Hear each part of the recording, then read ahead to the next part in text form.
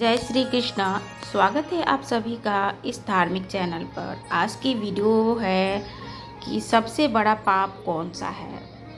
पिछले वीडियो में आपने जाना मृत्यु के बारे में, कब होगी मृत्यु का संकेत तथा 24 घंटे के अंदर शरीर में मृत्यु प्रवेश करना चाहती है मगर घर क्यों लौट कर आ जाती है। तो उसी टॉपिक को और विस्तार रूप से कवर करते हुए इस पर एक वीडियो देना जरूरी था कि पाप और पुण्य दोनों ही मनुष्य का आचरण तथा व्यवहार से अर्जित होने वाला एकमात्र संपत्ति है। तो इसी को हम आगे बढ़ाएंगे कि सबसे बड़ा पाप क्या होता है, जिसे मृत्यु के पश्चात वो अपने साथ लेकर इस दुनिया से चला जाता है। जब मृत्यु मनुष्य की होती है तब ईश्वर के दरबार में उसके द्वारा अर्जित संपत्ति आकलन किया जाता है और पाप और पुण्य में जिसका भी घड़ा भारी होता है उसी के अनुसार उसकी सजा मिलती है।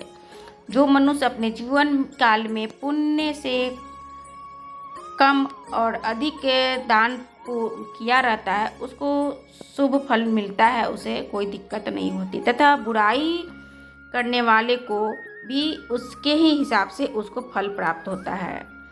दान धर्म जो भी करता है और हमेशा ईश्वर का, साधु संतों का जो धर्म आदर सत्कार करता रहता है उसे निश्चित ही रूप से स्वर्ग स्थान प्राप्त होता है। धर्म के साथ अपना जीव का चलाना सबसे बड़ा पुण्य होता है तथा अधर्म के साथ रहना सबसे बड़ा पाप भी माना जाता है।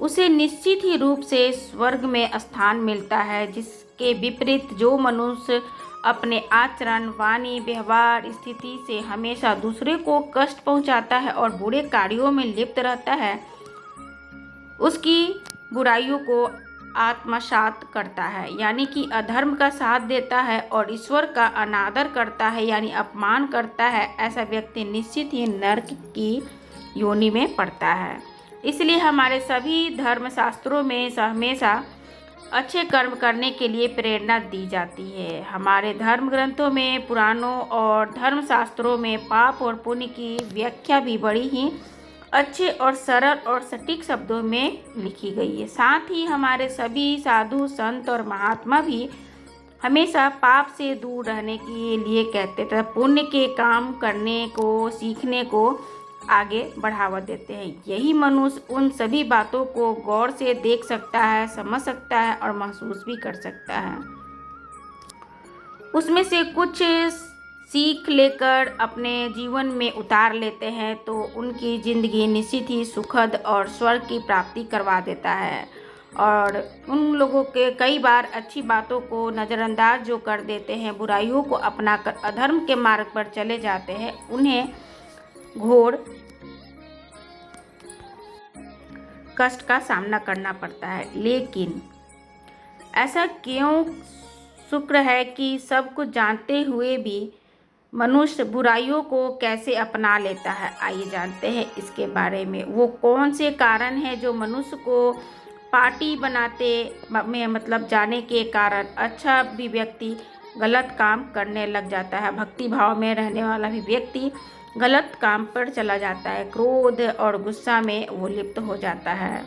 किसी को ज़्यादा आता है और किसी को कम क्रोध आता है, परंतु मनुष्य में के स्वभाव में आध्यात्मिक क्रोध थोड़ा कम होती है। जो आध्यात्मिक के व्यक्ति होते हैं उनको क्रोध थोड़ा कम होती है। ऐसा क्रोध मनुष्य का सबसे बड़ा ही शत्रु होता है। अत्यंत ही क्रोधी स्वभाव का मनुष्य गलत काम में अंतर नहीं कर सकता और कई बार क्रोधवश गलत निर्णय ले लेता है। उसके हाथ से अक्षय अपराध हो जाते हैं और पाप करने की प्रवृत्ति की ओर आगे वो बढ़ जाता है। चरित्रवान व्यक्ति हमेशा जीवन में अच्छे काम करने को सीख देता रहेगा और जो चरित्रवान व्यक्ति नहीं है वो प्रायः गलत काम करने के लिए प्रेरित करता रहेगा। एक छोटी सी कहानी के मार्ग से है हम आपको बताते हैं कि सबसे बड़ा पाप क्या होता है और क्या पाप से कौन से पाप से हमें बचना चाहिए। जैसे कि एक किराएदार अपने मकान मालिक के घर में रहता है और उसे पैसे न देने के कारण उसको मकान मालिक निकाल देता है, तथा वो दुखी जो किराएदार होते हैं वो बहुत ही बिलखते रहते हैं। फिर भी मकान मालिक को दया नहीं आती, क्योंकि उनको पैसे ही चाहिए होते हैं। अगर वो किराएदार आसमान की तरफ होकर रोए अथवा भगवान से शिकायत करे, आसमान को देख ले, तो निसंदेह बहुत ही जल्दी उस मकान मालिक के पतित होने का समय आ जाता है। तो इस तरीके के बद्दुआ नहीं लेना चाहिए। बद्दुआ गरीब बेसहाय लोगों को परेशान करने से जो मिलता है वो हमारी उन्नति को नष्ट करता है। तो ये ध्यान रखें कि कभी भी कमज़ोर पर अपना हक न जमाएं, जिससे कि वजह से आपको वो कुछ बोले और उसकी बद्दुआ आपको लगे। तो सबसे बड़ा पाप यही होता है कि किसी का बद्दुआ लेना हमारे सभी पुण्य को वो नष्ट कर देता है। भगवान श्री कृष्ण कहते हैं कि अगर हमें कुछ बोले व्यक्ति जो हमारा थोड़ा ध्यान करता है तो मैं कभी उसको माफ़ कर सकता हूँ, परंतु बेसहारा बेजुबान लोगों पे अगर अत्याचार करते हैं तो उनको मैं माफ़ कभी नहीं करता हूँ। जिस तरीके से पुण्य कर्म 1 रुपया देने पर वो 1 लाख का प्रॉफिट देता है, ऐसे ही कुछ ऐसे पाप कर्म हो जाते हैं हमारे हाथों से, जो कि 1 रुपये का पाप हमें 1 लाख का पाप के बराबर वो हमें मिलता है। तो धर्म कर्म भी ऐसा करें जिससे कि निर्दोष भाव से उनकी सेवा करें, भूखे को भोजन कराएं, जितना हो सके उनको आप हंसाएं, आपके पास जो है वो उनको आप बांटें। खुशियां हैं तो खुशियां बांटें, अन्न धन जल है तो वो भी बांटें। किसी का हाय लेने से बचें, आपका पाप नष्ट होगा।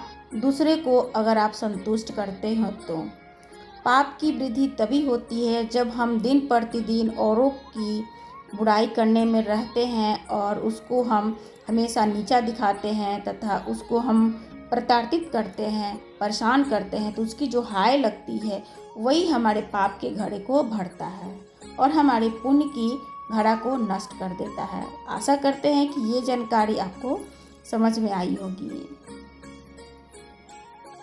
दुखी मन का हाय निश्चित ही रूप से हमारे विकास को बंजर बना देती है और रोक देता है। फिर मिलते हैं एक नए विषय के साथ, तब तक दे विदा हमें। जय श्री कृष्णा।